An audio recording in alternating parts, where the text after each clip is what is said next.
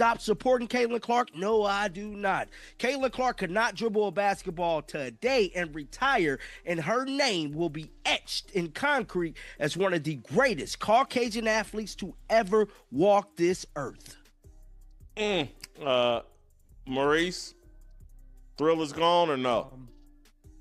I don't think it's completely, it's not gone.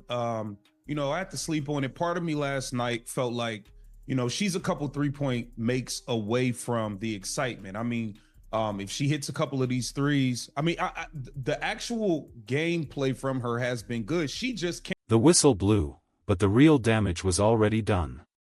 Caitlyn Clark wasn't just missing shots, she was being systematically erased from the game she built. The Indiana Fever and the WNBA brass have finally shown their hand, and it's not a play for greatness, it's a calculated sabotage. They are trading $3 billion media deals for a grudge against their own audience. The silence from the commissioner's office tells you everything you need to know about the internal collapse. The plan isn't to make Caitlyn Clark the face of the league, it's to bury the version of her that fans actually fell in love with. If the league doesn't pivot now, they are going to lose everything they gained in a single season. In their decisions with the operation of Caitlyn Clark. See, the Indiana Fever and the WNBA do not want all of this attention. It's clear as day, because if they did, they'll just go ahead and let Caitlyn Clark shoot her shot.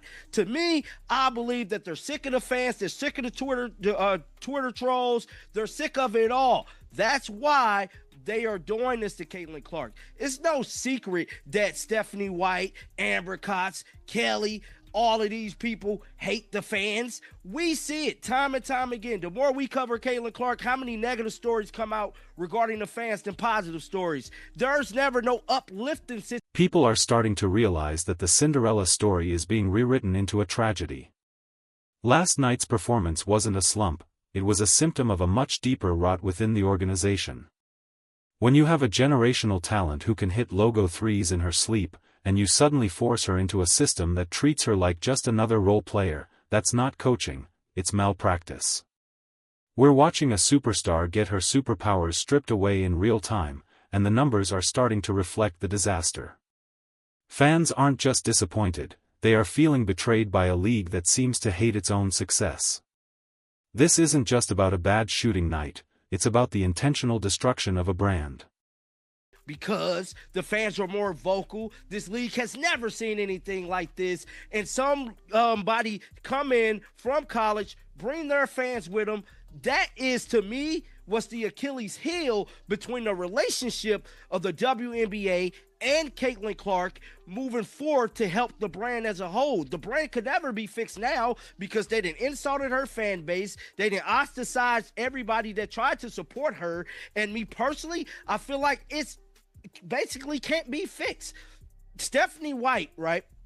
Stephanie White came into the Indiana Fever organization last year with... Enter Stephanie White, the coach who was supposed to take this team to the next level, but instead looks like she's managing a decline. The rumors are swirling that the goal in Indiana has shifted from winning games to quieting the noise. They want the fans to stop being so vocal, and the best way to do that is to make the product on the floor as boring as possible by moving away from the high-octane Iowa style that broke every television record in history. White is effectively telling the fans to stay home. It's a strategic pivot designed to protect the old guard of the WNBA from the new wave of attention Clark brought with her. The excitement is being replaced by a cold, calculated exclusion. And derangement syndrome. And I do think that from Stephanie White to Amber Cox to just quiet, the LGBT community thinks that the average white conservative fan is their enemy. And so removing those fans from the WNBA, I think these people running the Indiana Fever and running the WNBA actually think this is a positive. Let's remove the white Christian conservative fan base from our audience. And they're willing to pay The tension between the WNBA establishment and the new fan base has reached a boiling point. For years, this league operated in a bubble, but Caitlyn Clark popped it. Now, Instead of welcoming the millions of new viewers, the leadership seems to be treating them like hostile invaders. They've labeled the most passionate supporters as trolls and worse, effectively telling a huge chunk of the audience that their money isn't wanted. It's a bizarre business model that prioritizes ideological purity over actual growth. You can see it in the marketing, the officiating, and the way the team is being handled. They aren't trying to build a bridge, they're building a wall against their own customers. Leah Boston, and we're all equals here. And that's never going to fly because they're not all equals. One person is the reason for the season and why we have a big crowd here. One person came into the league more talented than everybody else. I'm not sure if that's still the case at this point. They've diminished her mentally, they've diminished her physically, and I think they've actually again, very cleverly, and John, I'm glad you brought this up, their attack on the fan base has made the fan base far less passionate. The strategy is becoming clear: isolate Caitlyn Clark and diminish her influence until she's just another name on the roster. They've seen what happened when she had full control at Iowa, and for some reason, that level of dominance scares them. The league hasn't seen a player with this kind of gravitational pull before, and rather than leaning into it, they're trying to neutralize it by forcing her into a restrictive system. They're hoping to prove that she's not the savior everyone claims she was. It's a dangerous game of chicken with the future of the sport, and right now, the fans are the ones getting run over in the process. The sabotage isn't a conspiracy, it's a visible corporate strategy. To me, when you take that element out of this whole situation, now the W is not going to get that $3 billion media rights deal in 2032, however long this media rights deal is spread out for. When they go to renew this contract, you're not going to see that same amount of money. Now, I can't wait to see the viewership, because the viewership numbers came out from last game. I think it was like 2.5 million. It was down like 300-some thousand from the home opener last year. There's already an influx that has left already, and is strictly... Even Aaliyah Boston is becoming collateral damage in this war against the Clark hype. Last year, their pick and roll was a glimpse into the future of the league, but now, that chemistry is being dismantled. Boston is being pulled away from the basket and forced into a point center role that makes no sense for her skill set. It's almost as if the coaching staff is terrified of seeing Clark and Boston succeed together. When you take the ball out of your best playmaker's hands and force your star center into a hub role that doesn't fit, you aren't trying to win, you're trying to prove a point, even if it means losing games and alienating your two most important assets. The LGBTQ crowd hates the heterosexual crowd. Period. End of story. I don't want to believe that, though, Jason.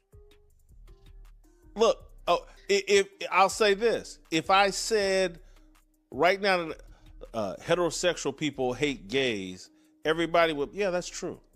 It's not true. It's not true, but everybody would be like, right. Yeah, it's true. Because the heterosexual crowd was running in to support the WNBA because one player made them feel like, oh, okay, there's one of us out here. Now we'll go support the rest of them. And The Logo 3 was more than just a shot. It was a staple of the Caitlyn Clark experience that people paid to see. Now, that shot has been systematically removed from her repertoire. Under the new regime, she's being discouraged from taking the very shots that made her a household name. This isn't just about efficiency, it's about excitement. People don't buy tickets to see a standard offense. They buy them to see the impossible. By tamping down her range, the organization is effectively telling the fans that the show they paid for is over. It's like watching a rock star being told they can't play their biggest hits because it upsets the rest of the band. Everything in their power. What should she do in this situation? She should hire a male agent that will actually advocate for her, get away from a feminist agent, a female feminist agent. If she had a male agent, he would go in there and do what's best for her. He would have never allowed them to hire Stephanie White. he behind the scenes, there are things she should have done and to advocate on in her behalf, and they would have put a team, a coach, and an organization around her that would be supportive. The consequences of this strategy are already showing up in the box office and the TV ratings. Viewership for the home opener was down by over 300,000 people compared to last year. That is a massive red flag for a league that was supposed to be on a permanent upward trajectory. Fans are voting with their remotes and their wallets. They came for the Iowa style of play, and when they realized they were getting a watered-down version, they checked out. The league might think they are winning a cultural battle, but they are losing the war for relevance. You can only tell the fans they are wrong for so long before they simply stop showing up to listen. There is a growing sense of fever derangement syndrome within the management of the Indiana organization. From Stephanie White to Amber Cox, the leadership seems more concerned with quieting the wrong kind of fans than growing the game. They've bought into the idea that the average white conservative fan is the enemy rather than a customer base to be nurtured. This ideological divide is tearing the team apart from the inside. When a front office views its own audience with contempt, the product on the floor is bound to suffer. They are willing to pay the price of lower ticket sales if it means they don't have to deal with the people they dislike. The culture war inside the WNBA has turned Caitlyn Clark into collateral damage. On one side, you have a league that has long been a sanctuary for a specific community, and on the other, you have a massive influx of new fans who just want to see great basketball.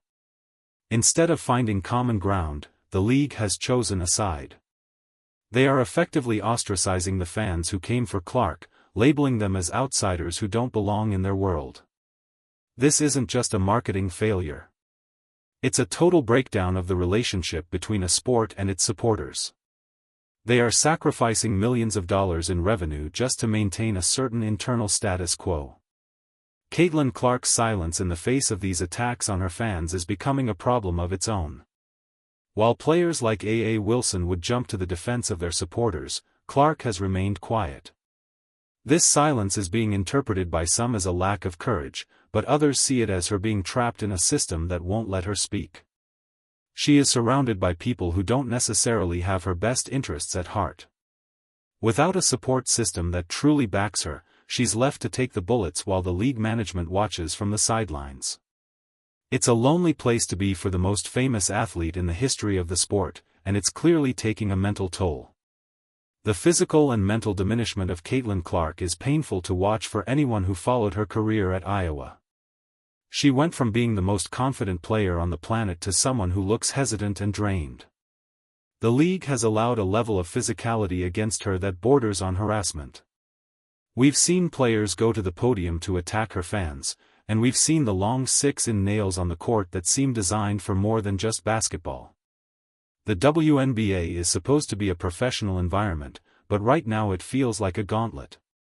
They are testing her breaking point, and the leadership is doing absolutely nothing to protect their biggest asset. The physicality is one thing, but the psychological warfare is another.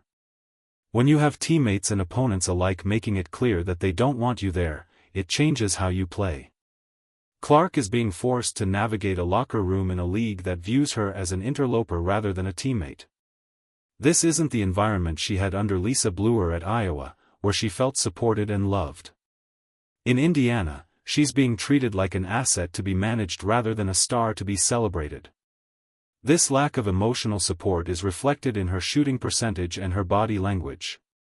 The joy that once defined her game is being smothered. Looking back at the Iowa days, it's clear what's missing now.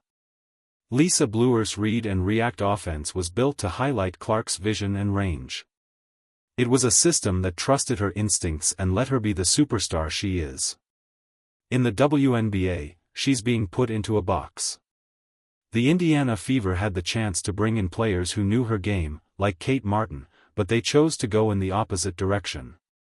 They are intentionally avoiding anything that reminds people of her college success. It's a bizarre form of gatekeeping where the organization is trying to prove that the WNBA way is superior, even if it leads to an inferior product.